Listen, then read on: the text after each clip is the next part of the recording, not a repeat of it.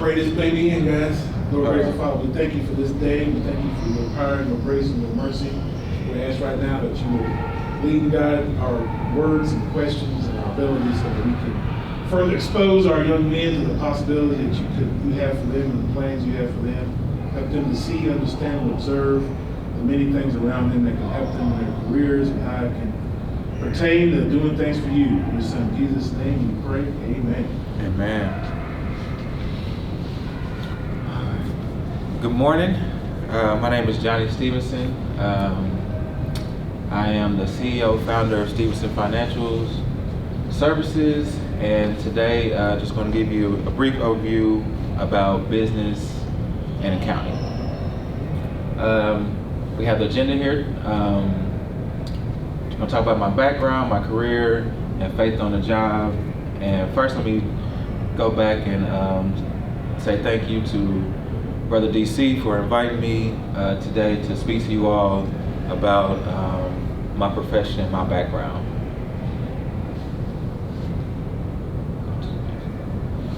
Background. I was born in Indianapolis, Indiana. I have two kids. My daughter Jada, she's 8 years old. My son Jackson, he'll be 3 next month. Education, went to Kentucky State University. Graduated in 2007 with my bachelor's in accounting, and then went back in 2011 and graduated with my master's in public administration with a concentration in human resource management. And I want to read this verse right here. Lazy hands make for poverty, but diligent hands brings wealth.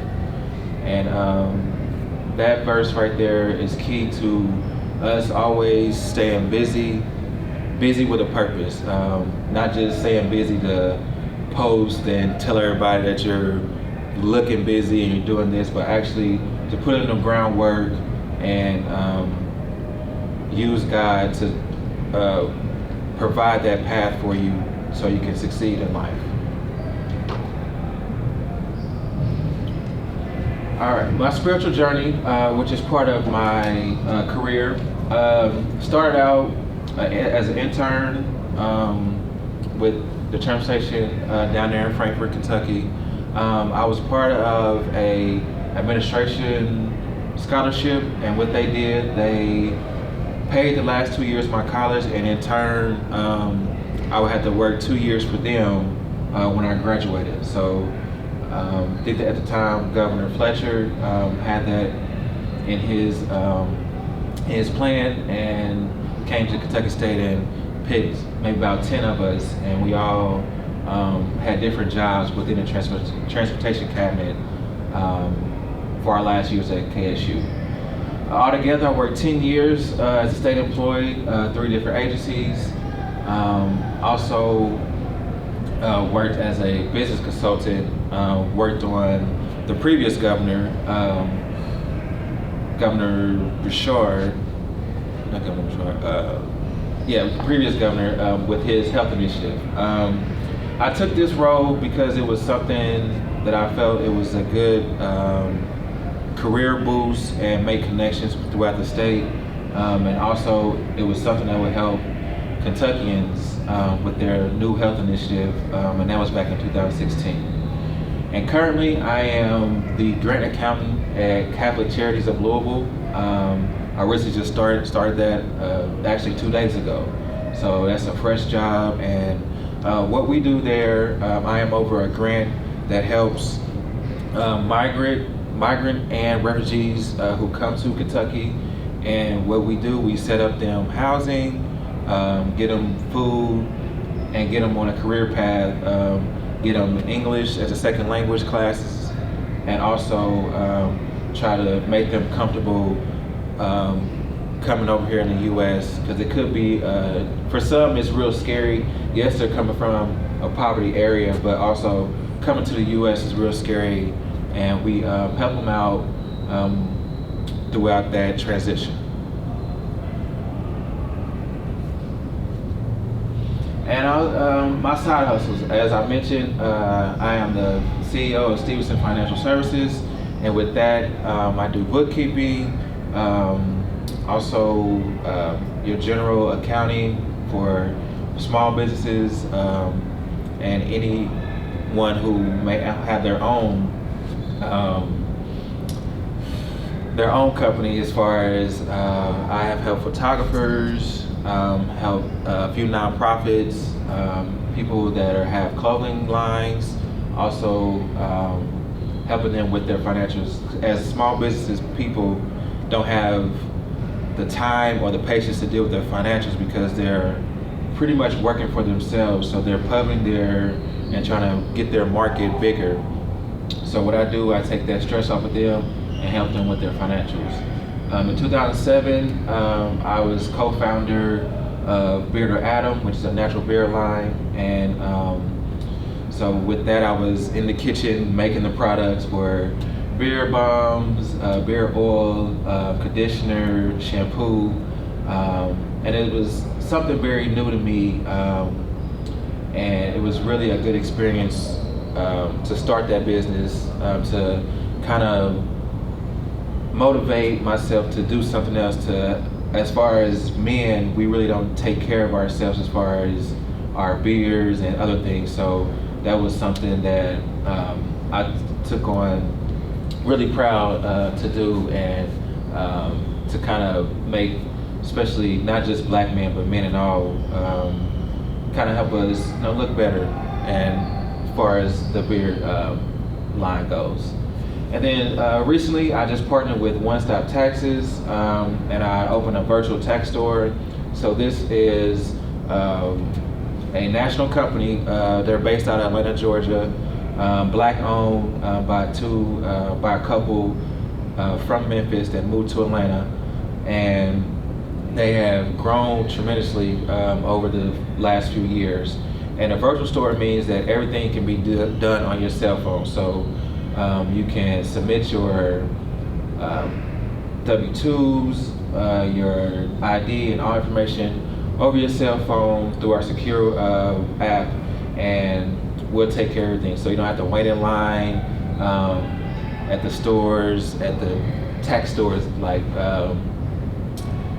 all the tax stores that we have here, that you have to set an appointment. But with the virtual store, you just send information, and within 24 hours we submit your tax information, and then you're on your way, all from your couch.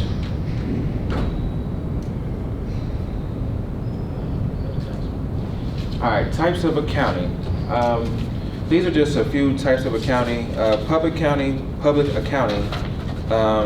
basically is just where businesses use, go back one. Yeah, okay. Yeah, public accounting is pretty much refers to a business that provides services to other firms. So a public accounting firm, let's say like,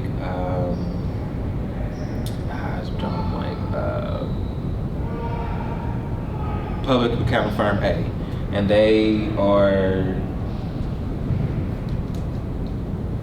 hired by, let's say, Pepsi company, and they need a public accounting to come in there and do their financials to help them with their taxes and everything. Yes, they may have accountings that work for Pepsi, but they also have external accounting firms that helps them with their taxes and submitting the right documents to the government. Which brings us to government accounting, and that is any financial that deals with the government. So the roads that needs to be paved, accounting firm or the accountants that work for the government allocate certain monies to build roads, to pave potholes, to construction that we see on the highway. When I was at Transportation Cabinet, I worked in the accounts payable department, and I would see the bills from all the construction that went on in Kentucky on the highways. So I would see the bills from the police officers that are protecting, sitting in the cars. I would see their bills that would come in, the actual employees that are working on the highway, and the actual companies that we may get the materials from. So my responsibility was to make sure those bills were paid, and we sent the checks out to those companies. And those companies, to give you a little background, they would submit and bid on a project. So the government would put out there, okay, we're going to work on 64 East from Lexington to Georgetown, and we need a person to bring in the materials. We need dump trucks to take out the old materials. So they put the bid out on a website, and different companies, small companies, big companies, in and out of the state of Kentucky would bid on these.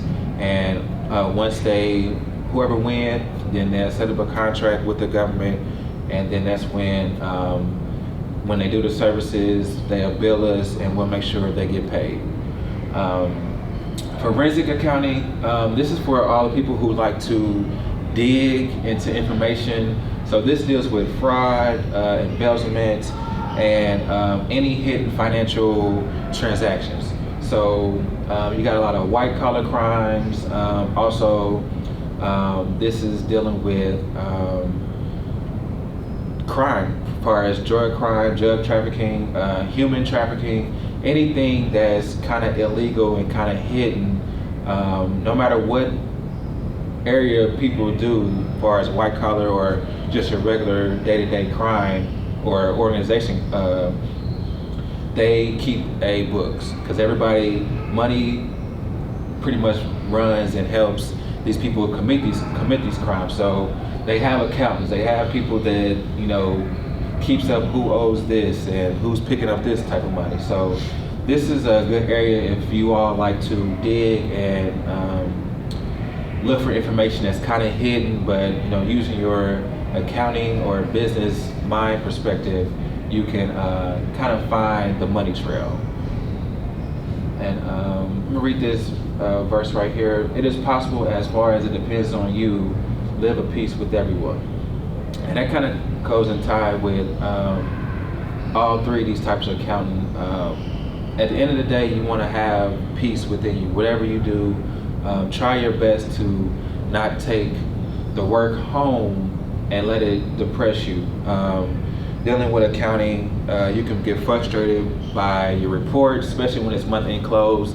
Your reports are off by a penny to $1,000, and you run a report over and over, do your spreadsheets, and you just can't get it. I know best practice for me, if I'm hitting that wall, just get up from my desk, and you know, if you're in an area where you can walk, just walk around the building, or you know, go, you know, just kind of chit chat with a coworker about anything. Just kind of refresh your mind and get it off of the problem that you're trying to solve, and then come back with, you know, fresh mind, fresh eyes to try to look at a different perspective.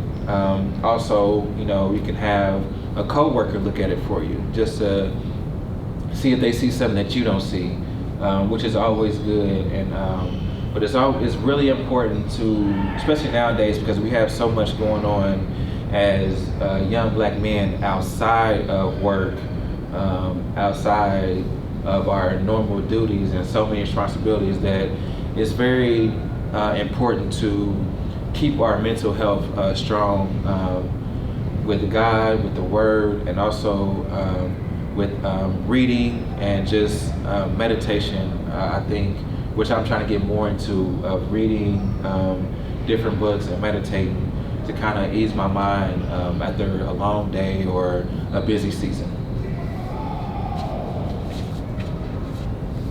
Types of accounting jobs outside of your regular accounting job title. We have financial analyst, business analyst, and just your regular analyst. These jobs will all pertain to some type of financial. Me personally, I like the role of the financial analyst because you're not doing the regular debits and credits accounting, which can be boring and repetitive to me. I'm speaking for myself. So for me, I really don't enjoy doing the debits and credits. I would do it, of course, but I like to research and also budget, and also So it's budget versus actual. So I like to set up a budget and then each month see how it compares to what actually comes in as far as financial wise. I find in that role, you can kind of put your own twists and your own perspectives on your reports more than you can doing regular debits and credits. I feel this really kind of sets you apart from your other colleagues and just gives you a more joy in doing work. I have always got more joy of doing work where I can kind of have my own rules and on my own reporting. It doesn't have to look a certain way as long as it pertains to the certain audience that you're presenting to. So financial analysts and also business analysts is kind of go hand in hand. Business would be more programming. You would do a lot of programming, but also matching the programming with your financials. Make sure you have enough financials to support the program and make sure the program can fit within your financials. A lot of people that are in this role, they may not have a big financial background because they're more pragmatic as far as doing the day-to-day and doing the footwork, but some business analysts have that financial background because they understand without finances you can't do the footwork, or let's not have a big idea but a little budget. Let's start off little and build, and hopefully as we go on we get a bigger budget. And analysts, pretty much any company uses an analyst. A lot of banks use credit analysts when people apply for credit. They have a credit analyst that looks at the person's background, whether it's a business or a personal loan that the person is looking for. They use analysts to make sure this person can pay the bank back and make sure that their previous finances have been, pretty much standard and pretty much in line with what they're trying to achieve.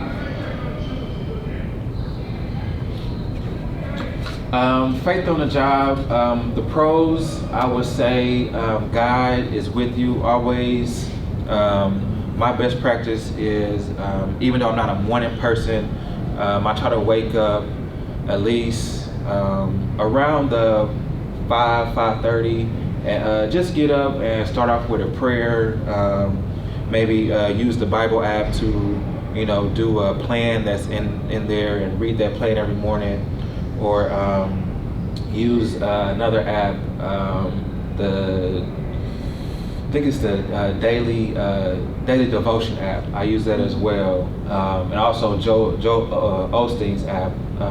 Just every day to start off, that's kind of my routine to get my mind together, to get prepared for the day and start off with God. Some people are not morning people, so they do theirs within the day or at night.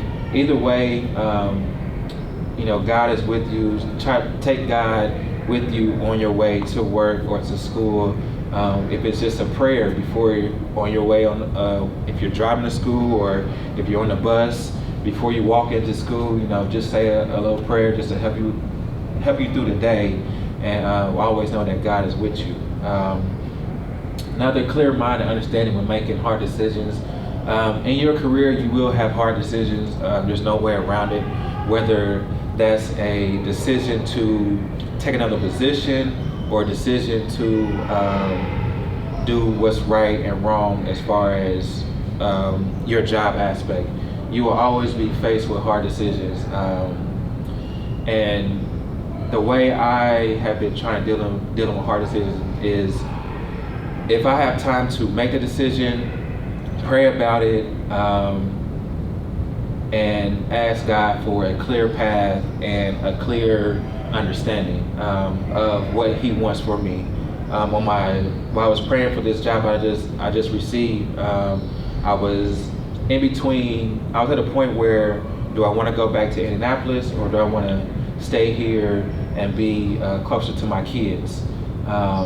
So I asked God to make it clear, make it plain. And I had several interviews in Indianapolis. Had an interview, the job I have now, in Louisville as well. And so I was getting, job referrals and job interviews from both places. And I just, one morning just asked God to make it clear. And after I had both interviews, and the interview in Indianapolis was 2 weeks before the interview in Louisville, but the interview in Louisville responded quicker. So, to me, that was a clear sign from God saying, this is the path I want you on. And yeah, the money would have been better, in a different place, but sometimes He rewards you with more than money. I feel my reward for this is He has a better plan for me. He has something down the road that I can't see yet. And right now I'm still close to my kids, which is always good, which is a blessing in itself, to be closer to the kids. And just staying on this path that He has for me, I feel that, I will continue to be blessed, no matter, what the income is as far as money-wise. And then at the end of your day, go home with a peace of mind. Like I was saying earlier, go home with a peace of mind is very important, because you don't want to mix work with home and kind of take it out on your people at home that you live with, whether that's a spouse, whether that's your parents, or, for instance, if your kids. You don't want to take your work issues home and, go off and kind of distance yourself from your family, or pretty much just act different, have a short fuse with your kids or anyone else that's in your household. So definitely these three. There's more, but it's really key to have faith on the job. And whether you're met with someone who doesn't believe the same faith, stay grounded, stay strong, and God is always with you, even praying throughout the day. If a coworker, or if you're in class and there's somebody always messing with you, just pray that God covers you, and He will protect you no matter what.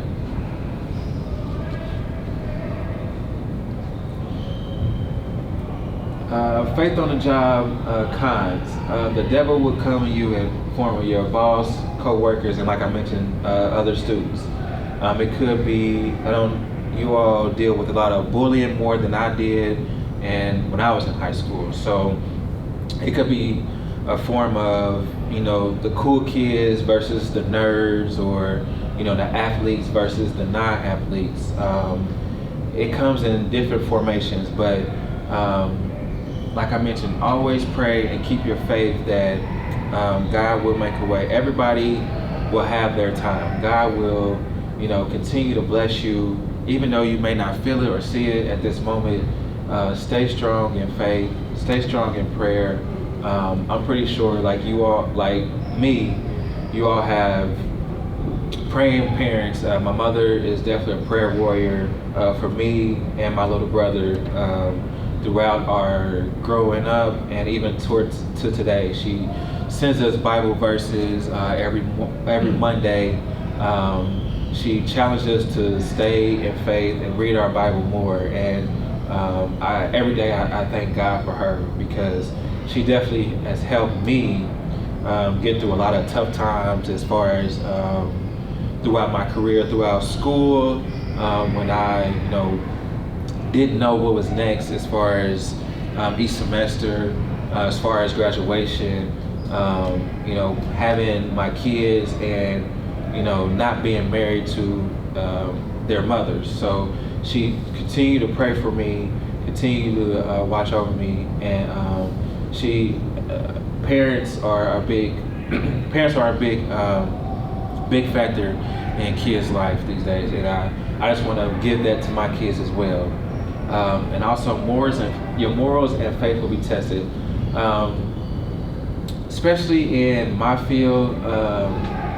my moral and faith has been tested to kind of not fudge numbers, but omit some things, or okay, let's put this on the back burner, and we'll worry about it later. Or if I caught something and bring it to a supervisor, and they may have known about it already, but they want me to kind of keep it on a hush and keep this conversation between me and them. So your morals and faith will be tested, and in those situations, you really have to pray and really, and when I mean pray, I mean really pray in a silent room.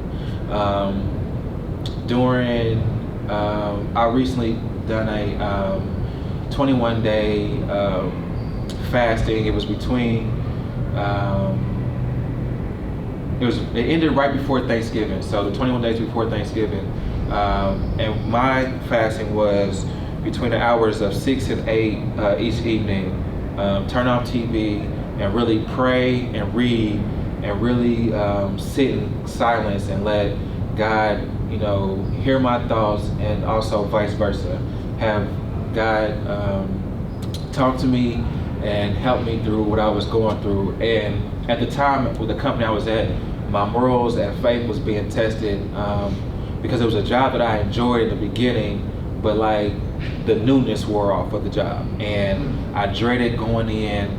The company was good and what we were doing were good, but me and my manager, and also you all will probably go through this as well, being the only one of your color there.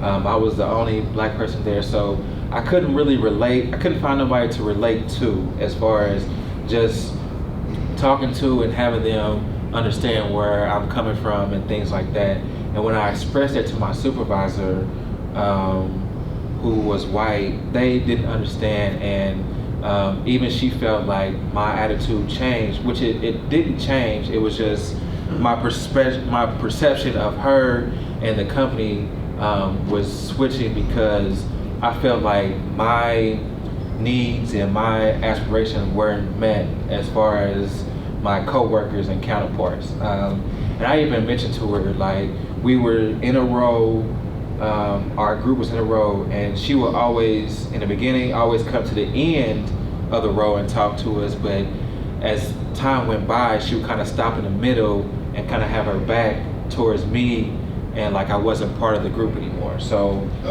and it was something that she really didn't understand, little things like that, or paid attention, or she didn't pay attention to, and she felt like I was kind of, thinking too much into it. But it's little things that you have to watch when in the corporate world, being a black or minority.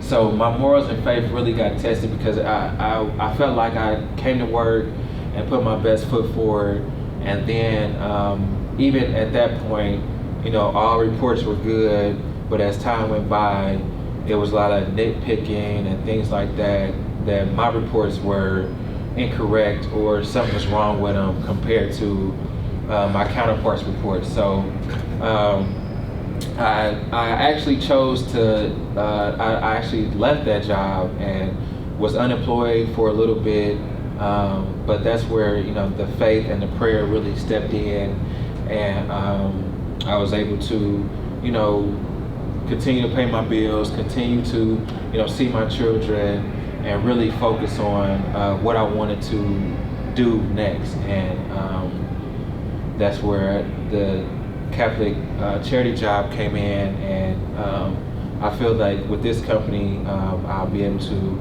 really make an impact, not only in lives of refugees that come here, but also an impact in the company as far as having the freedom to do things that kind of do the things that I want to do and how I want to do them. Any comments or questions? The charity job that you have now, what are you anticipating seeing in the future that is going to help strengthen your faith as far as what kind of projects or things you think that are happening now or going on that are in line with your faith? The things they have right now that I will be a part of when the refugees first come over here. You know, being a Christian, we're always there to be helpful and things like that. So I am not on the ground, but I will have some probably small interaction with them. So get to really meet them and let them know that, you know, we're here to help. Call our office, call across the street is another building that actually helps them where they pick up their checks and Kroger cards and things like that. So give them the tools that they need to be successful when they come over here. The government gives them 90 days, but I feel that our company kind of still helps them past the 90 days. We're funded for 90 days, but also we send them to different programs that may give them extra funding just in case they don't get that job within 90 days, or they're still kind of struggling on adjusting from, you know, learning how to ride the bus, reading a bus schedule, reading, you know, where this place, what type of job, what type of skills I have.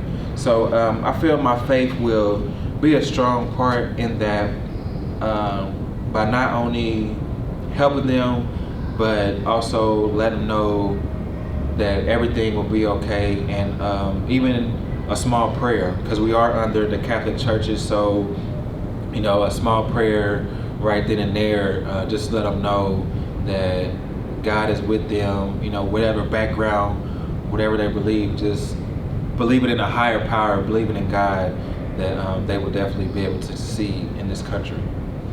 Your story about your boss and how you had to leave that job, I have a very close personal story like that. How did God help you through that? You described something, but how else did God help you through that as things started to deteriorate in so many different areas? From what you were saying, things just started deteriorating, yeah. Everything just started falling apart. How did God help you through that and keep you centered on Him in the midst of that obvious storm? Yeah. I would say God helped me by prayer, but also the services and the sermons that was preached here at this church at Consolidated. Whether it was Pastor Gaines or different ministers up on that pulpit, and even the songs that the choir sung, like coming in with a heavy heart and hearing a song or hearing passages that related to me so well, to not give up, to not let what someone says about you or think about you affect you, and to know that God is still with you. Those sermons, and even going from, I think that's when I started, you know, buying DVDs, and actually not buying them, but listening them as well to the CDs on my way to work, or on my way, you know what I'm saying, going back and forth to Louisville to see my daughter. Listen to those sermons really helped me, and also you know, having support. I would maybe talk to someone, and what they said, what they're going through, and how they got through what they're going through, I can relate to what I was going through. So a good support staff, God will surround you with a support staff that you don't even know that you have. He will send angels that looks like a deacon, looks like your pastor, or even, you know, someone you haven't seen in the store for a long time. God will send different people in your life at the right time. You just have to have an open heart and open ears to listen to His word and to take pieces of that and really reflect that to your life and what you're going through. I heard on the radio yesterday a group, disabled American club or group. They travel, learn how to travel, and always evaluate how to get their group to run around different events. Mm-hmm. They have found that traveling on Amtrak is the easiest thing to do. Wheelchairs, electric wheelchairs and stuff. And one of the guys that's in charge of, he's in an electric wheelchair, and they've all established that going on the train is the best way to go. And they get charged it's like $16 for the trips that they go on. Mm-hmm. And when they come in there, they might get charged an extra $25 or $30 because they'll call ahead, and if the trains that they're going on have 4 open spots for wheelchairs and they need 5 or 6, they'll get charged another, $20, $30 for the company to take a chair out so they can put the wheelchair in. Well, somebody else is in charge, I guess, of the region or new national rule, and they went on a regular trip, and their ticket, when they purchased online, when they called ahead and did all what they usually do, said $25,000 to do the same thing they've been doing before, mm-hmm. to remove some seats. And, Yeah. They only needed like 2 or 3 more, I think. And the deal was that, they got to take the train out of commission. Got to take a whole train out of commission. For that. Now, they've been doing it, Mm-hmm. but now it's going to cost $25,000. So, obviously, an accounting person is going to be in charge of that, in the room for that, Mm-hmm. for that decision, because you'll probably provide the numbers. And Exactly. now this person is seeing that it's costing $25,000 or $30,000, so we're going to charge them. Right. And obviously it's a ploy to get them not to ride the train. Yeah. So, what would you do, or have you experienced something like that? Being a Christian accountant, how do you handle discussing, talking to, or trying to talk down or change your boss's decision? With that, or with a decision like that, I'm trying to think.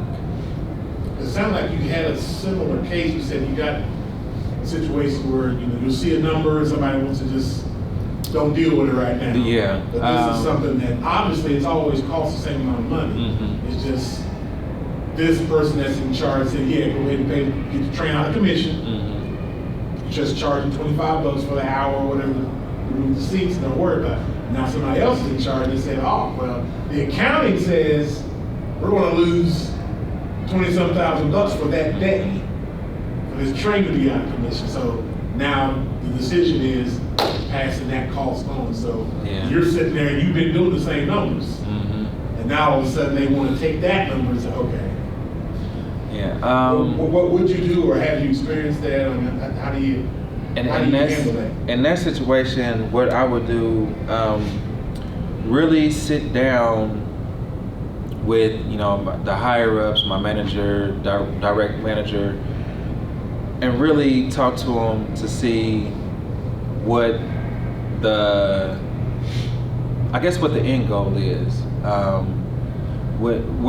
What was the reason to really go from minimum charge to straight maximum? Yeah. Like we didn't go from minimum to medium to maximum. We went from 0 to 100 real quick. So I would definitely talk to him to see if we can gradually go up in pricing, because like you said, the seats are being removed for good work. Yeah.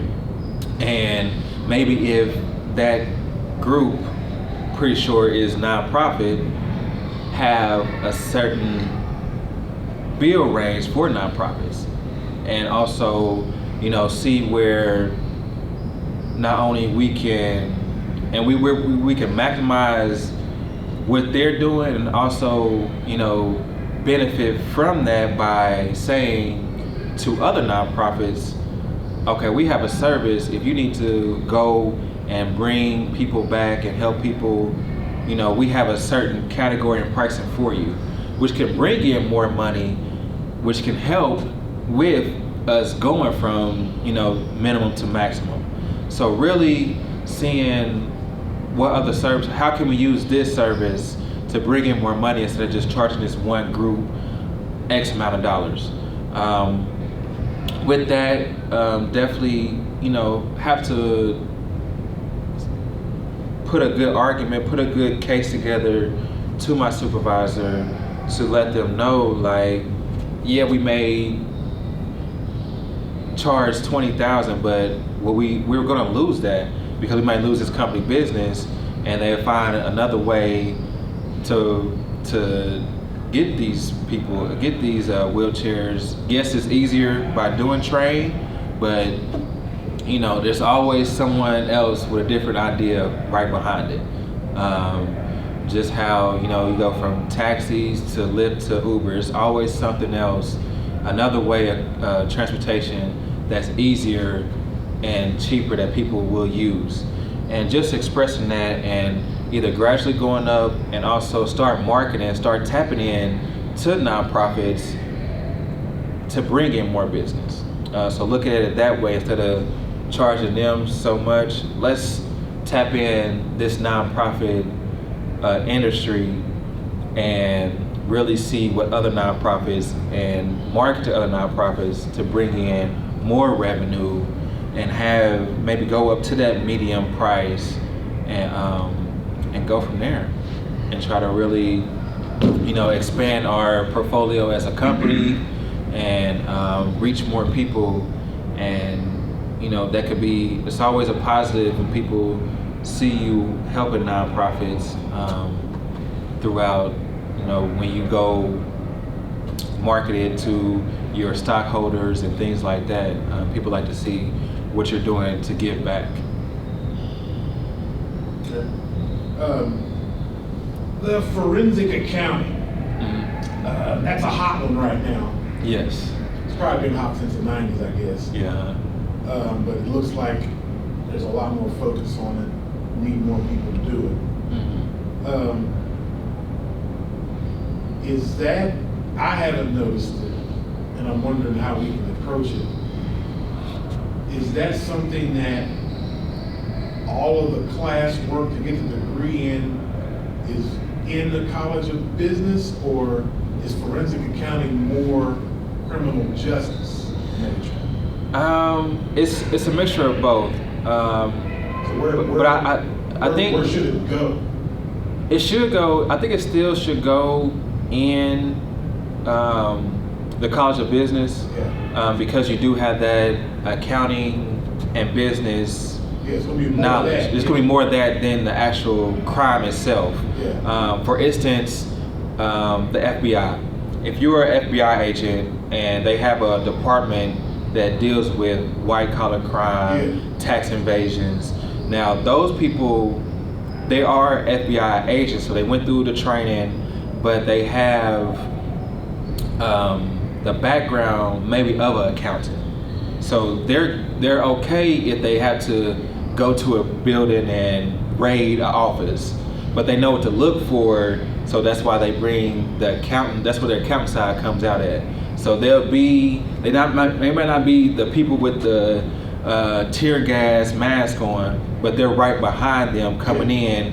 And if you ever seen on the news where they have raided a business and you see the guys carrying out the computers and the boxes, those will be the accountants that are going to take the information back and really dig deep and see and follow the money trail.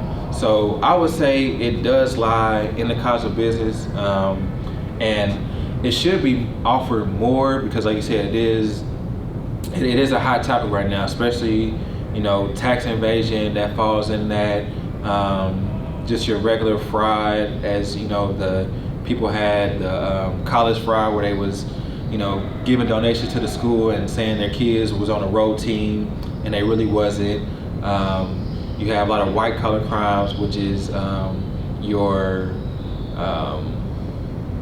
art dealings or just crimes that people commit that are not really killing or really violent crimes. And then also you do have your violent crimes. You have your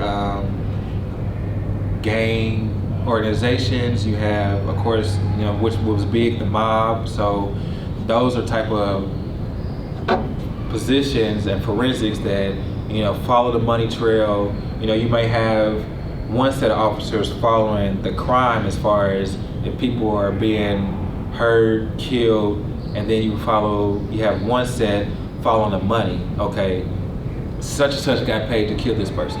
There's the money. Or such and such is getting paid to bring in narcotics. So you have both sides that work together, and they even have different certificates for just forensic accounting, and that's very useful these days. Besides government, different industries that probably use it could be your Fortune 500 companies that want to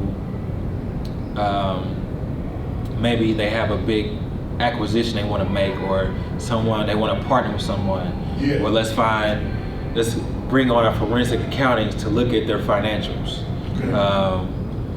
And kind of read their financials. I would say to use a movie scenario scene, if you all seen The Dark Knight, where the Chinese guy was meeting with Bruce Wayne and Morgan Freeman, and he already knew the financials was messed up, so he really wasn't paying attention, but he said he just had to get a deeper look to the financials to make sure that some of his money wasn't clean money. So, of course, that would be a position a forensic accountant would do. Make sure all money, the business is clean, and making sure everything's on the up and up. Why did you choose accounting as a career? I've met some people that, I met a young lady that she said she sees the trends that you would experience when you guys studying in school. She sees the profit margins and the revenue and the costs, and she literally sees those different categories of numbers and levels, colors, and it helps her to automatically see what's going on, so she can tell from looking at the sheet or whatever what's happening. So she has a whole bunch of magic markers and highlighters, and she can just kind of hit a certain area of the sheet before she even does the calculation, because she can just tell us what's going on. So is there a gift that you had to be an accountant, or is this something you just wanted to always do? It started in high school. In my junior senior year, I took a accounting class, and it just stuck with me. Like, it really, I gravitated to it, and it came as a second nature to me. And it was actually between accounting or computer science, because also I like to deal with computers and things like that. So going into those two fields, but I felt accounting, really stuck to me kind of more than computer science did. And in school, it was pretty much the same way. Just knowing the ins and out, and also knowing that I know I wanted to be some type of business. And each business, you have your expenses and you have your revenue, so you need some type of form of accounting. And I expressed to you all as well, even if you're not a business major, I think each person should take one business class, because if you want to work for yourself in the health field, you're going to need that business mindset. Whether you own your own clothing line, your own photography or video, or your own lemonade stand, you need that business mindset and know the business aspects, because if you don't, if you come across the wrong person, they will take advantage of you. They will take advantage of you as far as the services they charge you for, or just, you see it all the time in the music industry. Artists are taken advantage of on their first contract or second contract throughout their career because they didn't know the business aspect. And even athletes, they say, I didn't know what I knew when I signed that rookie contract. My agent didn't explain to me, or I didn't have the right people around me to let me know about the business side of football or basketball. So it's really important. It's really important to me to kind of know that business side, because I knew I wanted to be a part of business, because I knew certain things. When picking that major, I wanted something concrete, and I knew that wasn't going to kind of die out, but it was also going to expand. So either way, computer science or accounting, I wasn't going to lose. But with accounting, it just it stuck with me more than computer science did. And that when I went to KSU, just decided, okay, this is going to be my major. KSU also had computer science with a business background, but I just chose accounting and just done business.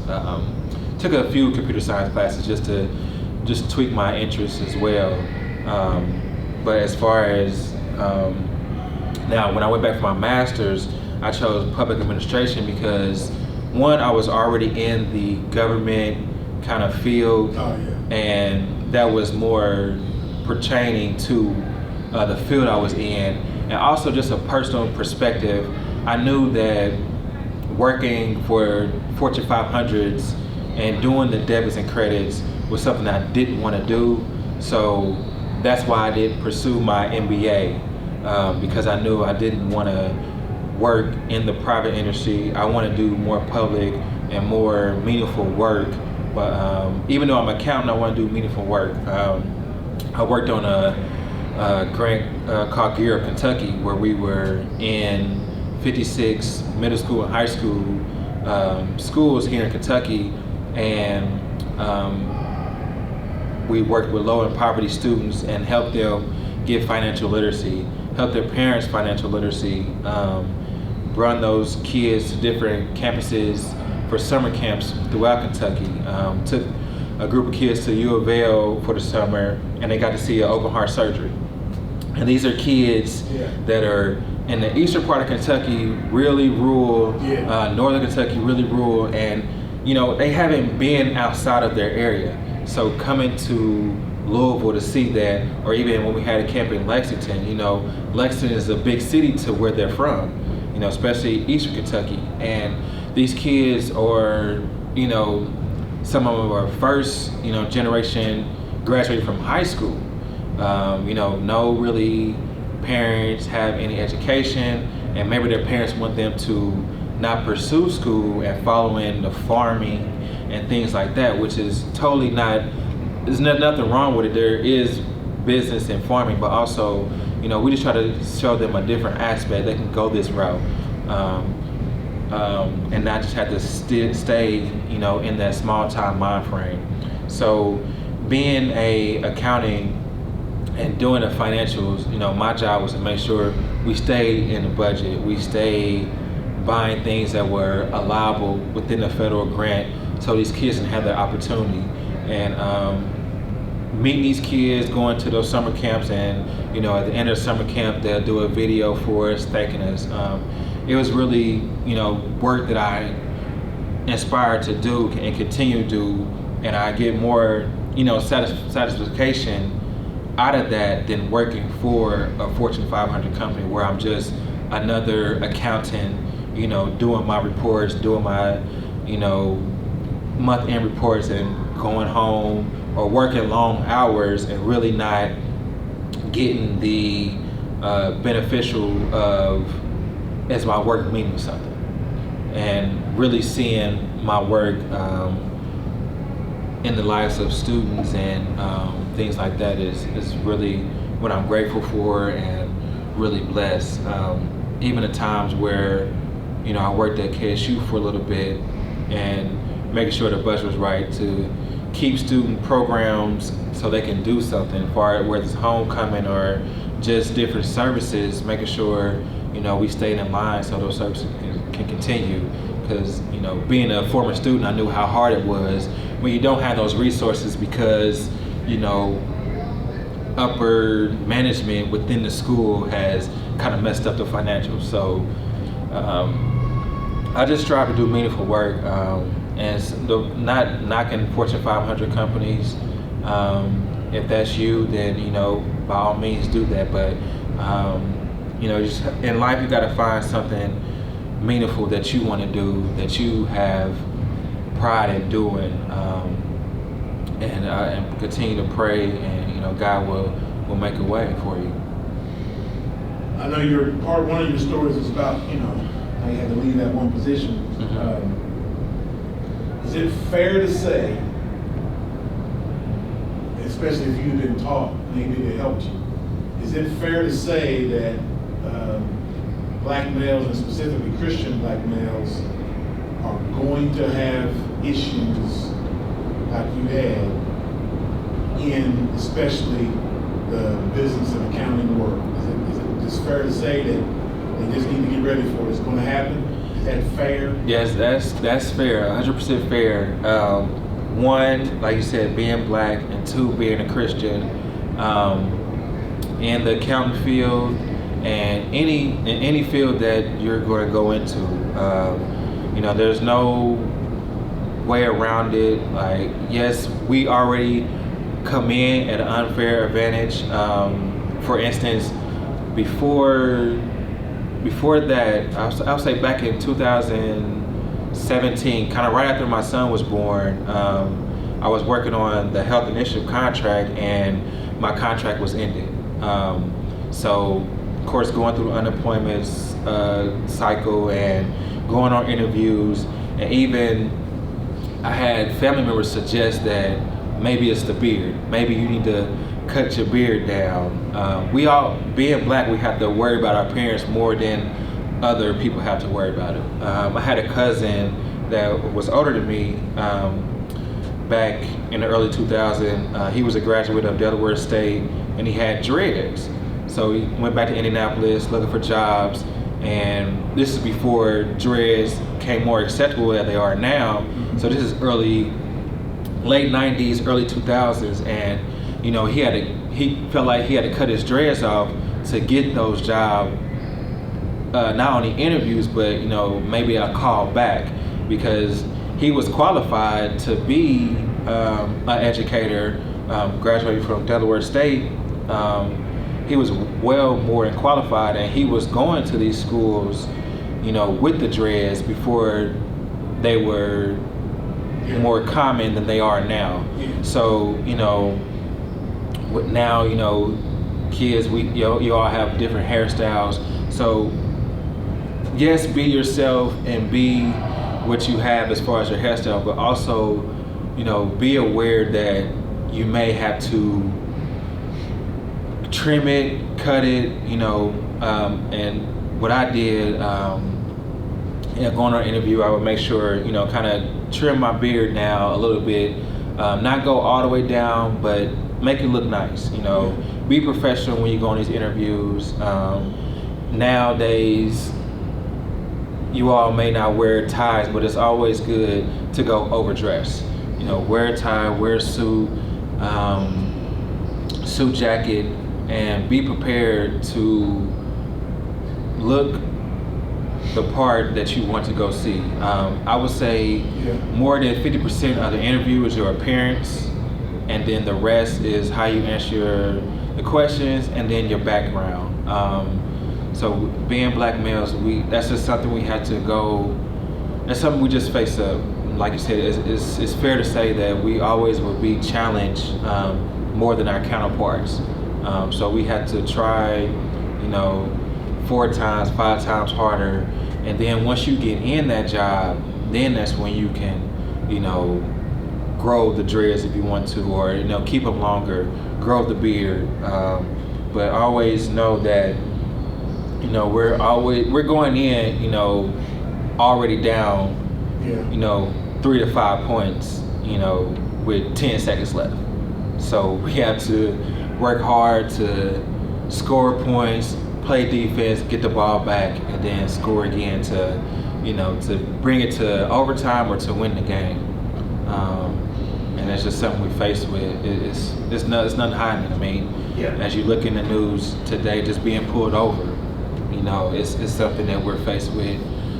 So we all just have to, just continue to pray and don't let that get you down. Don't let all the negativity, and don't use that as a crutch as well. A lot of young people I see or talk to use that as a crutch, like, oh, I'm black, so I'm not gonna get it anyway. Yeah. Don't use that as a crutch. Be black, be proud of your blackness, but also do what you can do and go get that job.